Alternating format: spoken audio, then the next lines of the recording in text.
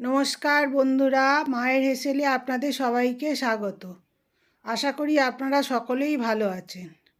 আজকে আমি আপনাদের রুই মাছের চপ করা দেখাবো।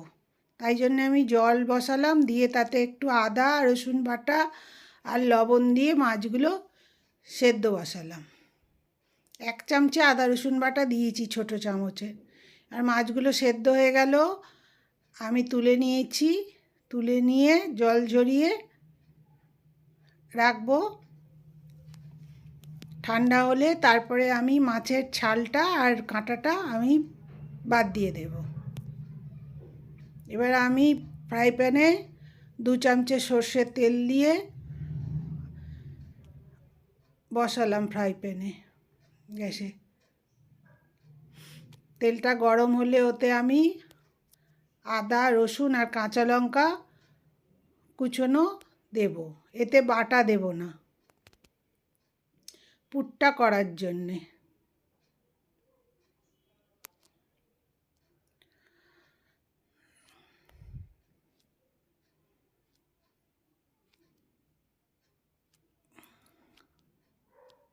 তেল গরম হয়েই এসেছে।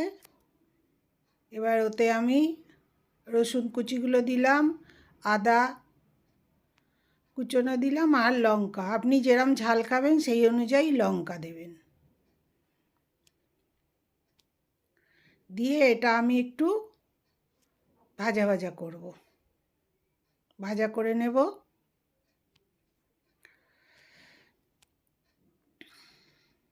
আপনি যদি আমার নতুন বন্ধু হন, প্লিজ আমার চ্যানেলটা সাবস্ক্রাইব করে দেবেন আর পাশের বেল আইকনটা টিপে দিবেন, যাতে আমি নতুন ভিডিও দিলেই আপনার কাছে নোটিফিকেশান চলে যায়।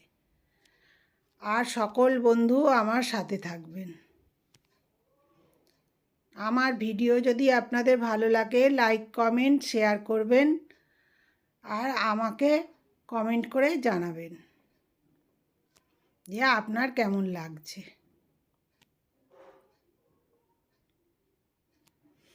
আমার কিছু ভুল হলেও আপনারা কমেন্ট করে জানাতে পারেন আমাকে। আদা রসুনটা আমি একটু লাল লাল করে ভেজে নেব। নিয়ে এই যে লাল লাল করে ভাজা হয়ে গেছে। এবার আমি ওতে পেঁয়াজ কুচোনো দেব। এই 1 বাটির মতো আমি পেঁয়াজ কুচিয়েছি। কুচিয়ে 1 বাটি পেঁয়াজ দিলাম ওতে আমি।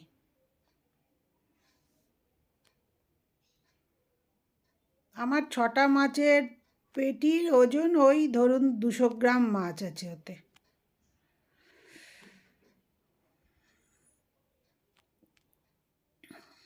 এবার পেঁয়াজটাও আমি আদা রসুন কাঁচা লঙ্কার সাথে ভালো করে ভেজে নেব। ব্রাউন কালারের হয়ে গেলে তবে আমি মাছটা দেব।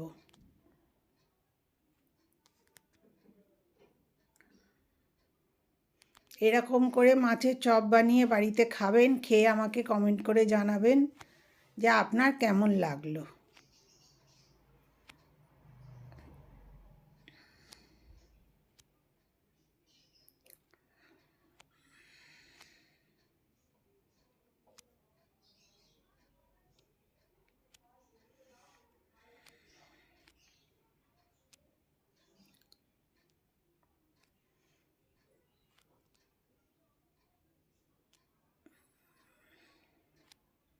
দেখুন আমার পেঁয়াজটা ভাজা হয়ে গেছে।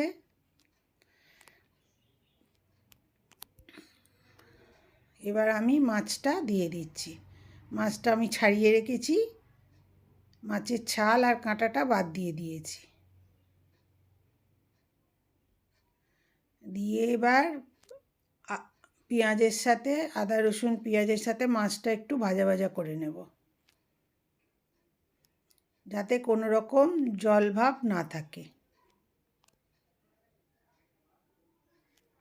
আর এটার মধ্যে আমি দেওয়ার জন্য 4টে ছোট আলু সেদ্ধ করে রেখেছি।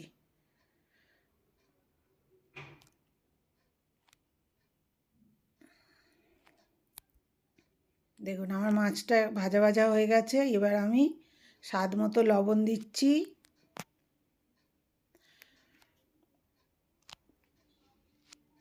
তারপরে একটু বিট লবণ দিলাম।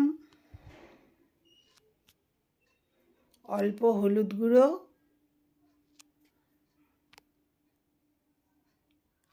আর প্রয়োজন মতো লঙ্কা গুঁড়ো। কাঁচা লঙ্কাও দেওয়া হয়েছে, আবার একটু গুঁড়ো লঙ্কাও দেওয়া হয়েছে, একটু আমচুর পাউডার দিলাম। এবার আপনি যেরকম ঝাল খাবেন সেই অনুযায়ী লঙ্কাটা ব্যবহার করবেন। এবার মশলাটা ভাজা ভাজা হয়ে যাচ্ছে, একটু ভাজা ভাজা করে নিয়ে তারপরে আমি এর মধ্যে আলুটা দেব।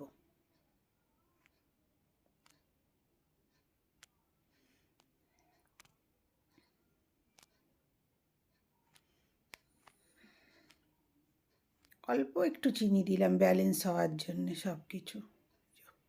আর আলুটা একদম যেন খুব সেদ্ধ না হয়ে যায়, মানে যাতে ঠিক করে দেয়া যায়, এইরকম ভাঙা যায় সেই রকম আলুটা সেদ্ধ করবেন। একদম গলা গলা হয়ে গেলে ভালো লাগবে না, জল জল ভাব হয়ে যাবে। দেখুন, আমি এবার একটু ভাজা মশলার গুঁড়ো দিচ্ছি,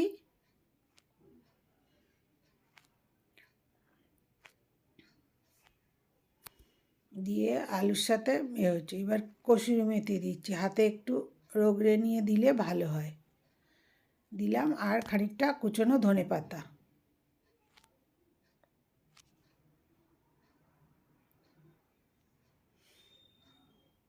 দিয়ে ভালো করে মিশিয়ে নেব। নিয়ে তারপর আমি এটাকে পটেটো ম্যাশার দিয়ে ভালো করে, যাতে সব একসাথে মিশে যায় চপের পুরটা, সেই জন্যে আমি করে নিচ্ছি।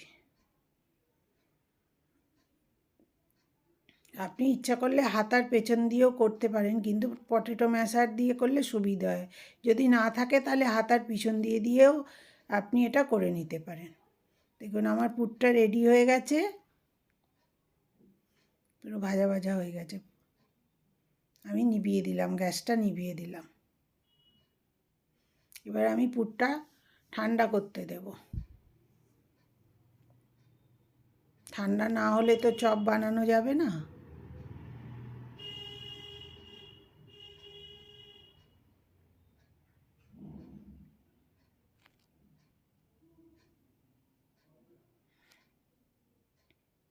দেখুন আমার পুরটা ঠান্ডা হয়ে গেছিলো, আমি ওটা আটার লেচি মতো করে করে রেখেছি। আর আমি একটা জায়গায় 2 চামচে কর্নফ্লাওয়ার দিয়েছি আর 2 চামচে বেসন দিয়েছি, আর একটু গোলমরিচের গুঁড়ো দিলাম, আর একটু লবণ দেব, দিয়ে এটা একটা পাতলা ঘোলের মতো তৈরি করব। আর এটা আমি বাড়িতেই তৈরি করেছি।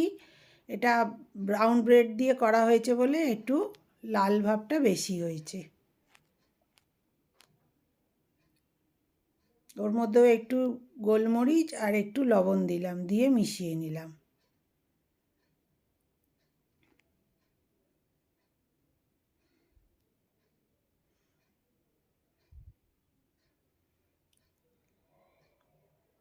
এই যে দেখে নিন কীরকম ঘোলটা তৈরি হবে। করে নিয়ে এবার হাতের দিয়ে আমি চপগুলো তৈরি করব। আপনার যেরকম শেপের, রাউন্ড শেপও করতে পারেন, আবার একটু ওভাল শেপেরও করতে পারেন। এরকম করে নিয়ে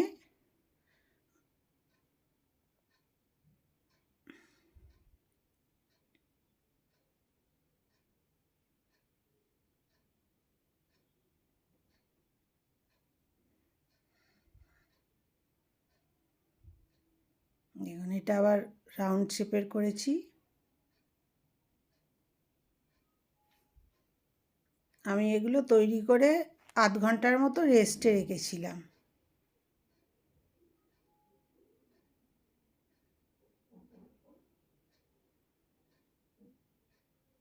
এবার ডবল কোট দেব, একবার করে ঘোলে ডুবিয়ে, আর ভালো করে হাতে প্রেস করে ব্রেড ক্রাম্বগুলোকে লাগাবো, লাগিয়ে আরেকবার ডোবাবো। এইরকম করেই আমি প্রতিটা তৈরি করে নেব। দুবার করে এরকম দিলে খুব মচমচে, ভাজার পরে মচমচে, খেতে খুব সুন্দর লাগে। আপনি ইচ্ছা করলে একটা কোটও দিতে পারেন।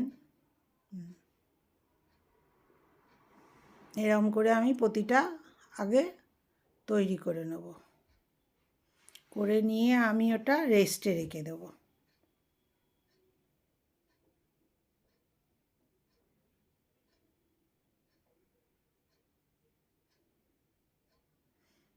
যাতে ব্রেড ক্রাম্বগুলো গায়ে ঠিকমতো সেট হয়।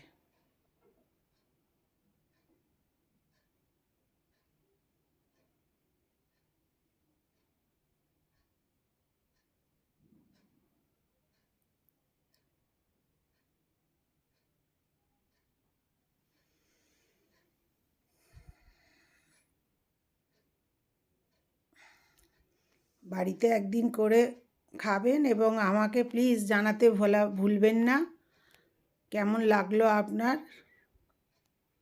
আমি এরকম করে তৈরি করে রেডি করে রেখে দিয়েছিলাম আধ ঘন্টার মতো।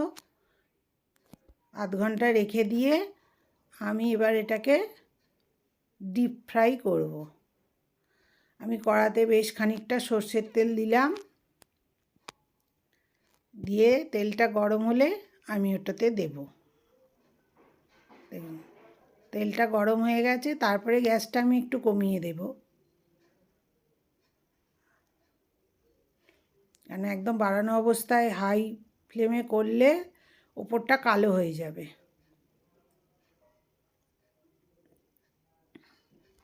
আমি গ্যাসটাকে কমিয়ে দিয়েছি, একটু কম আঁচেতে,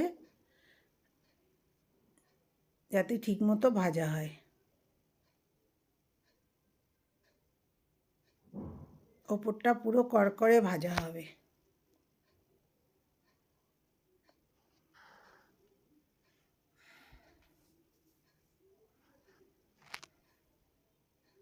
দেখুন কি সুন্দর ভাজা হয়ে গেল। এরকম করেই আমি প্রতিটা ভেজে নেব।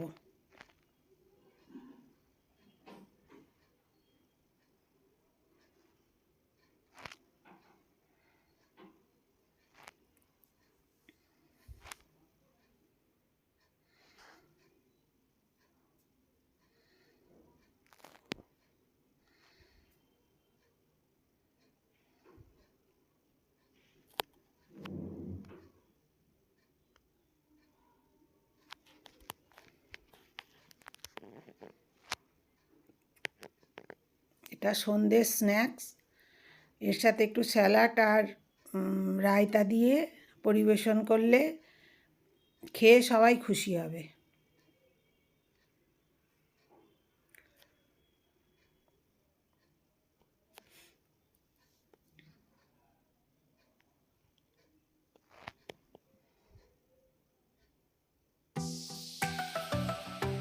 আমার সব ভাজা হয়ে গেল। দেখুন কি সুন্দর দেখতে হয়েছে, দোকানের থেকেও খেতে ভালো হয়। এরকম একদিন প্লিজ করবেন বাড়িতে। আমার ভিডিও দেখার জন্যে আপনাদের সকলকে ধন্যবাদ। আপনারা সকলে ভালো থাকবেন।